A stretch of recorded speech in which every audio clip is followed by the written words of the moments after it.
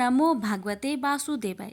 प्यारे भक्तों, आज की वीडियो में आप सभी जानेंगे एकादशी व्रत की संपूर्ण विधि कथा के साथ। जानते हैं एकादशी व्रत का परिचय के बारे में। व्रत एवं उपवास का महत्व हर देश में है। प्रत्येक धर्म में व्रत के लिए आज्ञा देता है, क्योंकि इसका विधान आत्मा और मन की शुद्धि के लिए है। व्रत या उपवास करने से ज्ञान शक्ति में वृद्धि होती है तथा सद्विचारों की शक्ति प्राप्त होती है। व्रत एवं उपवास में निषेध आहार का त्याग एवं स्वास्थ्यिक आहार का विधान है। इसलिए व्रत एवं उपवास आरोग्य एवं दीर्घ जीवन की प्राप्ति के उत्तम साधन है। जो व्यक्ति नियमित व्रत एवं उपवास करते हैं, उन्हें उत्तम स्वास्थ्य तथा दीर्घ जीवन की प्राप्ति के साथ साथ इस लोक में सुख तथा ईश्वर के चरणों में स्थान मिलता है। नारद पुराण में व्रतों का महात्म्य बताते हुए लिखा गया है कि गंगा के समान कोई अन्य तीर्थ नहीं, माँ के समान कोई गुरु नहीं, भगवान विष्णु जैसा कोई देवता नहीं तथा व्रत एवं उपवास जैसा कोई तप नहीं। व्रतों में एकादशी व्रत को सर्वोपरि माना गया है। प्रत्येक मास में 2 एकादशी होती है। अधिक या लौध मास पड़ने पर उस मास की 2 अन्य एकादशी होती है। इस प्रकार कुल 26 एकादशियां हैं। ये सभी एकादशियां अपने नाम के अनुरूप फल देने वाली है, जिनकी कथा तथा विधि सुनने से सब भली प्रकार ज्ञात हो जाता है। एकादशी उत्पत्ति तथा महात्म्य के पढ़ने और सुनने तथा भजन कीर्तन करने से मनुष्य सुखों को प्राप्त कर अंत में विष्णु लोक को प्राप्त करता है। एकादशी व्रत के 2 भेद हैं, नित्य और काम्य। यदि एकादशी का व्रत बिना किसी फल की इच्छा से किया जाए तो वह नित्य कहलाता है, और यदि किसी प्रकार के फल की इच्छा जैसे धन पुत्र आदि की प्राप्ति अथवा रोग दोष कलेश आदि से मुक्त के लिए किया जाए तो वह काम्य कहलाता है। अब आइए जानते हैं एकादशी व्रत की विधि विधान और सामग्री के बारे में। एकादशी व्रत करने वाले स्त्री पुरुष को 10वीं वाले दिन मांस प्याज तथा मसूर की दाल आदि का सेवन कदापि नहीं करना चाहिए। एकादशी वाले दिन प्रातः पेड़ से तोड़ी हुई लकड़ी की दातुन नहीं करनी चाहिए। इसके स्थान पर नींबू जामुन या आम के पत्तों को चबाकर मुख शुद्ध कर लेना चाहिए। उंगली से कंठ शुद्ध करना चाहिए। इस दिन ध्यान रखें, वृक्ष से पत्ता तोड़ना वर्जित है, अतः स्वयं गिरे हुए पत्तों का ही उपयोग करें। पत्ते उपलब्ध ना होने पर 12 बार शुद्ध जल से कुल्ले कर मुख शुद्धि करनी चाहिए। फिर स्नान आदि कर मंदिर में जाकर गीता पाठ करना चाहिए या पुरोहित आदि से सुनना चाहिए। भगवान के सम्मुख इस प्रकार प्रण करना चाहिए, आज मैं दुराचारी चोर व पाखंडी व्यक्ति से बात व्यवहार नहीं करूँगा, किसी से कड़वी बात कर उसका दिल नहीं दुखाऊंगा, गाय ब्राह्मण आदि को फलहार व अन्न आदि देकर प्रसन्न करूँगा, रात्रि जागरण कर कीर्तन करूँगा। ओम नमो भगवते वासुदेवाय इस 12 अक्षर मंत्र का जाप करूँगा। राम कृष्ण इत्यादि विष्णु सहस्त्र नाम को कंठ का आभूषण बनाऊंगा। इस प्रकार प्रण करने के बाद श्री हरि भगवान विष्णु का स्मरण कर प्रार्थना करनी चाहिए। हे तीनों लोकों के स्वामी, मेरे प्राण की रक्षा करना, मेरी लाज आपके हाथ है, अतः इस प्रण को पूरा कर सकूं ऐसी शक्ति मुझे देना प्रभु। यदि अज्ञानवश किसी निंदक से बात कर बैठे तो इस दोष के निवारण के लिए भगवान सूर्य नारायण के दर्शन करके धूप दीप से श्री हरि की पूजा अर्चना कर क्षमा मांग ले। इस दिन घर में झाड़ू नहीं लगानी चाहिए। चींटी आदि सूक्ष्म जीवों की मृत्यु का डर रहता है। एकादशी के दिन बाल नहीं कटवाने चाहिए और ना ही ज्यादा बोलना चाहिए। ज्यादा बोलने से ना बोलने योग्य वचन भी मुख से निकल जाते हैं। एकादशी वाले दिन यथाशक्ति अन्न दान करना चाहिए, परंतु स्वयं किसी का दिया हुआ अन्न कदापि ना ले। असत्य वचन व कपट आदि कुकर्मों से दूर रहना चाहिए।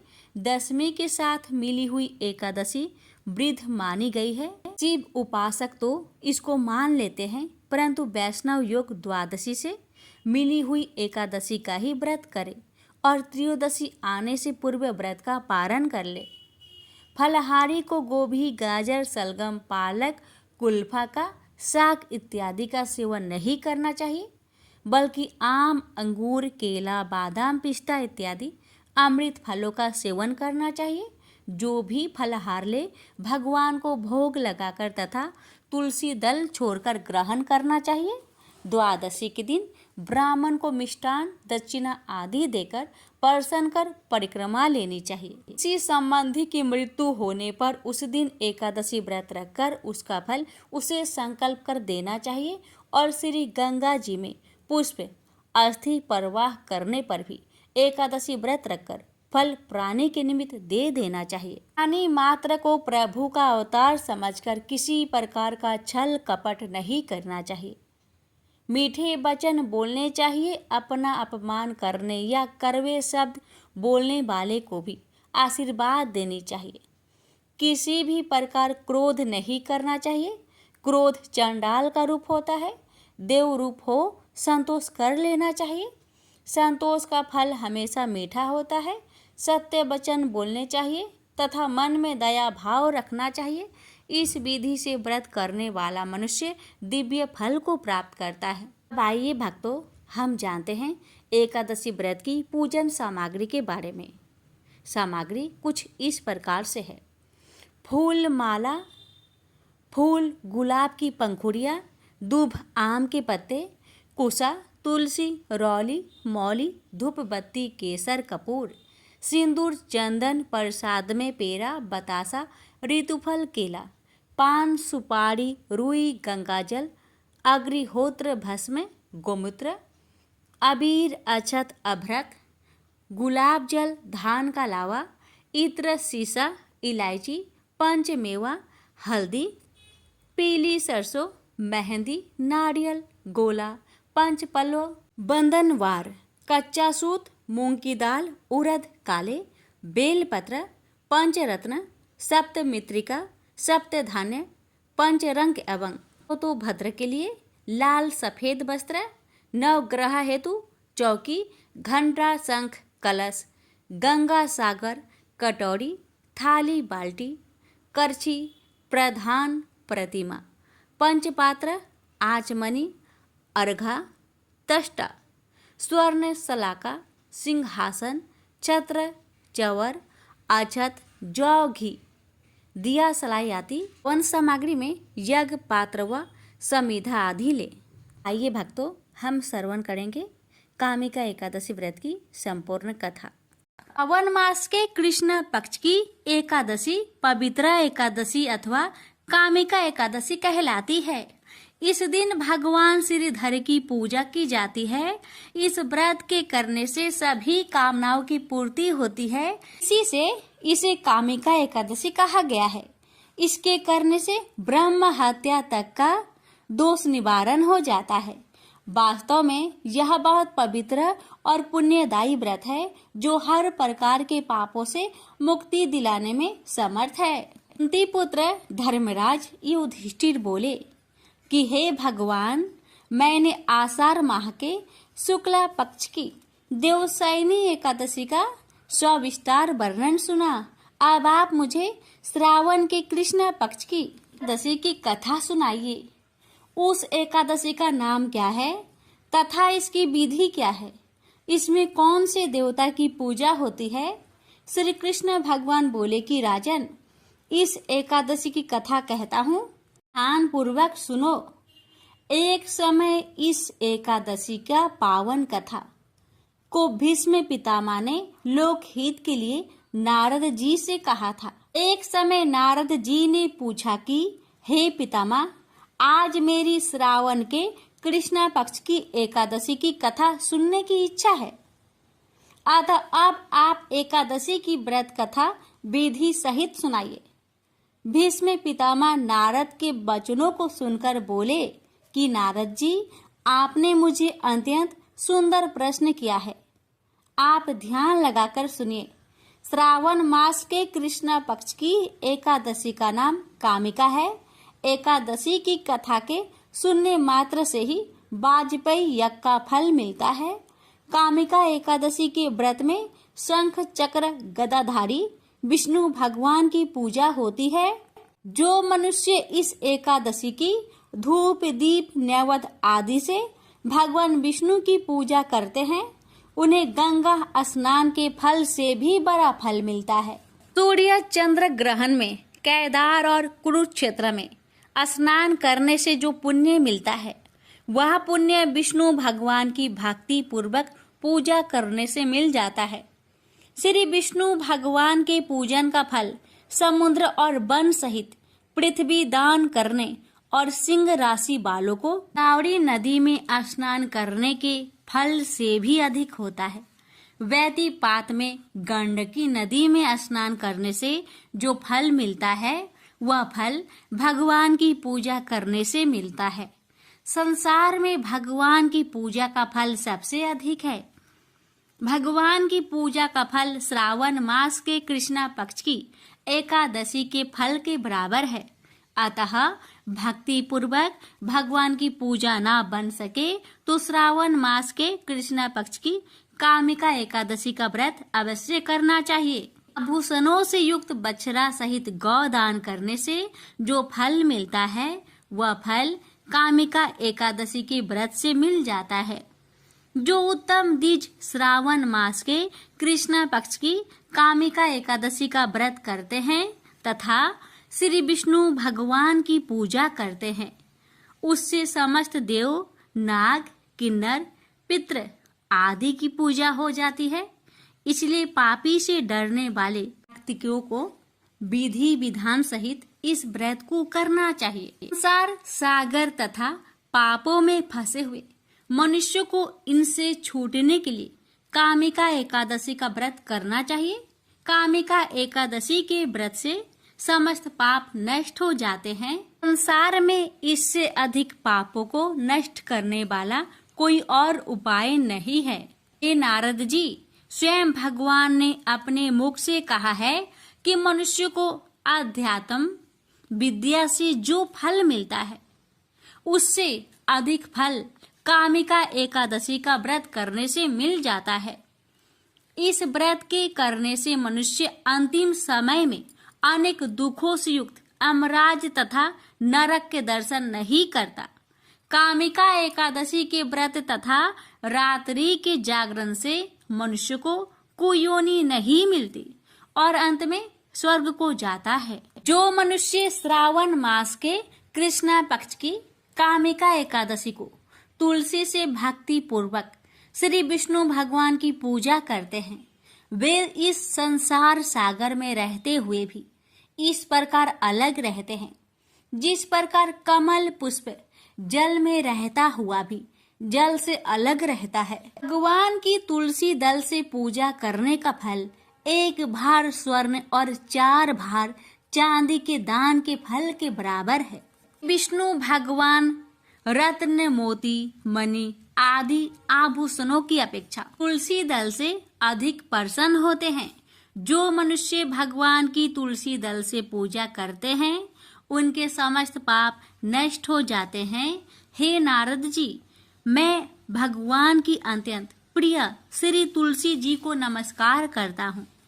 तुलसी जी के दर्शन मात्र से मनुष्य के समस्त पाप नष्ट हो जाते हैं और शरीर के स्पर्श मात्र से मनुष्य पवित्र हो जाता है। तुलसी जी को जल से स्नान कराने से मनुष्य की समस्त यातनाएं नष्ट हो जाती है। जो मनुष्य तुलसी जी को भक्ति पूर्वक भगवान के चरण कमलों में अर्पित करता है, उसे मुक्ति मिलती है। जो मनुष्य इस कामिका एकादशी की रात्रि जागरण करते हैं और दीप दान करते हैं, उनके पुण्यों को लिखने में चित्रगुप्त भी असमर्थ है। तो मनुष्य एकादशी के दिन भगवान के सामने दीप जलाते हैं, उनके पितृ स्वर्ग लोक में सुधा का पान करते हैं। जो मनुष्य भगवान के सामने घी या तेल का दीपक जलाते हैं, उनको सूर्य लोक में भी सहस्त्रों दीपकों का प्रकाश मिलता है। प्रत्येक मनुष्य को इस एकादशी का व्रत अवश्य करना चाहिए। इस व्रत के करने से ब्रह्म हत्या, ब्राह्मण हत्या आदि के समस्त पाप नष्ट हो जाते हैं और इस लोक में सुख भोग कर अंत में विष्णु लोक को जाते हैं। इस कामिका एकादशी के महात्म्य के श्रवण व पठन से मनुष्य स्वर्ग लोक को जाते हैं। प्रेम से बोलिए लक्ष्मी नारायण भगवान जी की जय हो। भगवान आपकी कथा कहने वाले, सुनने वाले, उपकार भरने वाले सभी पर अपनी कृपा सदा सर्वदा बनाए रखना। प्रेम से बोलिए लक्ष्मी नारायण भगवान जी की जय। मोर नाम का एक दैत्य था। रावण और कंस की तरह वह भी बड़ा आतंक मचाता था। स्वर्ग में देवों सहित सभी को पीड़ा देता था। सब लोग उससे रक्षा मांगकर श्रीमन नारायण की शरण में गए। भगवान ने कहा, मैं उसे संभलाता हूँ, चिंता मत करो। भगवान मोर के साथ युद्ध करने लगे, लेकिन अपनी सारी शारीरिक शक्ति लगाकर भी भगवान कुछ नहीं कर सके। भगवान को युद्ध के मैदान से पलायन करना पड़ा। वे हिमालय की एक गुफा में छिप गए। मोर भी उनका पीछा करते हुए वहां पहुंच गया। भगवान ने ध्यान करना शुरू किया और उनके मन से एक शक्ति उत्पन्न की, उनकी मानसिक शक्ति। इस शक्ति ने बाहर आकर मोर को अपनी तलवार से मार डाला। हम जानते हैं कि शरीर में 10 इंद्रियां हैं, 5 जितेंद्रिय और 5 कर्म इंद्रिया। 11वीं इंद्रिया है मन। संस्कृत में एकादशी का अर्थ है 11। चूंकि यह देवी उनके मन भगवान की 11वीं इंद्रिया से निकली थी, इसलिए भगवान ने उन्हें एकादशी के नाम से पुकारा। एकादशी माता की उत्पत्ति का दिन उनके नाम से ही जाने जाने लगे। माता एकादशी की अंतिम चरण के दौरान उत्पन्न हुई थी, इसे जयंती कहते हैं, और उन्होंने द्वादशी से पहले चरण के दौरान दैत्य को मार डाला था, इसे स्मरणती कहते हैं। भगवान ने घोषणा की कि एकादशी के दौरान देवी के इस महान कार्य के कारण पूरे जगत में कोई भी पाप नहीं रहेगा, लेकिन पाप तो पहले से ही है। जब उसने यह सुना, पाप पुरुष आश्रय की तलाश में इधर उधर भागने लगा। एकादशी के दौरान वह कहाँ रहेगा? वह जहाँ भी गया, सभी ने उसे आश्रय देने से इनकार कर दिया। अंत में अन्न भोजन एकादशी के दौरान उसे आश्रय देने के लिए सहमत हुआ। वो एकादशी के दौरान सभी पाप भोजन में आश्रय लेते हैं। जो कोई एकादशी के दौरान भोजन करता है, ये पाप उस व्यक्ति में प्रवेश करेंगे और रोग, समस्या, हानि, परेशानी इत्यादि बन जाएगी। एकादशी देवी को विष्णु कन्या भी कहा जाता है, क्योंकि वह भगवान की मानस पुत्री है। उनकी मूर्ति पूरी जगन्नाथ मंदिर और द्वारिका धाम में है। भगवान के धर्म की रक्षा के लिए जितने भी अवतार है, वे सभी एकादशी के दिन हुए हैं, इसलिए यह इतना पवित्र दिन है। प्रेम से बोलिए लक्ष्मी नारायण की जय, एकादशी माता की जय। ओम जय एकादशी, जय एकादशी, जय एकादशी माता। विष्णु पूजा व्रत को धारण कर शक्ति मुक्ति पाता। ओम जय एकादशी माता, तेरे नाम गिनाऊं देवी, भक्ति प्रदान करने। गण गौरव की देनी माता, शास्त्रों में बरनी। ओम जय एकादशी माता, मार्गशीर्ष के कृष्णा पक्ष की उत्पन्न विश्वातारिणी जन्मी। शुक्ल पक्ष में हुई मोक्षदा मुक्ति दाता बनाई। ओम जय एकादशी माता, पौष के कृष्णा पक्ष की सफला नामक है। शुक्ल पक्ष में होए पुत्र दा आनंद अधिक रहे। ओम जय एकादशी माता, नाम सटटिला माघ मास में कृष्ण पक्ष आवे। शुक्ल पक्ष में जया कहावे, विजय सदा पावे। ओम जय एकादशी माता, विजया फाल्गुन कृष्ण पक्ष में शुक्ल आमल की, पाप मोचनी कृष्ण पक्ष में चैत्र महाबली की। ओम जय एकादशी माता। चैत्र शुक्ल में नाम कामदा धन देने वाली, नाम बरूथनी कृष्ण पक्ष में वैशाख महावाली। ओम जय एकादशी माता। शुक्ल पक्ष में होई मोहिनी अपरा ज्येष्ठ कृष्ण पक्षी, नाम निर्जला सब सुख करने कृष्ण पक्ष रखी। ओम जय एकादशी माता। योगिनी नाम आषाढ़ में जानो कृष्ण पक्ष करनी, देवसैनी नाम कहायो शुक्ल पक्ष धरनी। ओम जय एकादशी माता। कामिका श्रावण मास में आवे कृष्ण पक्ष कहिए, श्रावण शुक्ल होए पवित्र आनंद से रहिए, सावन शुक्ल होए पवित्र आनंद से रहिए। ओम जय एकादशी माता। जा भाद्रपदे कृष्ण पक्ष की परिवर्तनी शुक्ला, इंद्रा आश्विन कृष्ण पक्ष में व्रत से भाव सागर निकला। ओम जय एकादशी माता। पापंकुशा है शुक्ला पक्ष में आप हरण हारी, रमा मास कार्तिक में आवे सुखदायक भारी। ओम जय एकादशी माता। देवोत्थानी शुक्ला पक्ष की दुख ना सके मैया, देवोत्थानी शुक्ला पक्ष की दुख ना सके मैया, पावन मास में करूँ विनती पार करो नैया, पावन मास में करूँ विनती पार करो नैया। ओम जय एकादशी माता। परमा कृष्ण पक्ष में होती जन मंगल करनी, परमा कृष्ण पक्ष में होती जन मंगल करनी, शुक्ल मास में होए पद्मिनी दुख दरिद्र हरनी, शुक्ल मास में होए पद्मिनी दुख दरिद्र हरनी। ओम जय एकादशी माता। जो कोई आरती एकादशी की भक्ति सहित गावे, जो कोई आरती एकादशी की भक्ति सहित गावे, जन गुरुदिता स्वर्ग कबासा निश्चय वह पावे, जन गुरुदिता स्वर्ग कबासा निश्चय वह पावे। ओम जय एकादशी माता। जय एकादशी माता। प्रेम से बोलिए एकादशी माता की जय।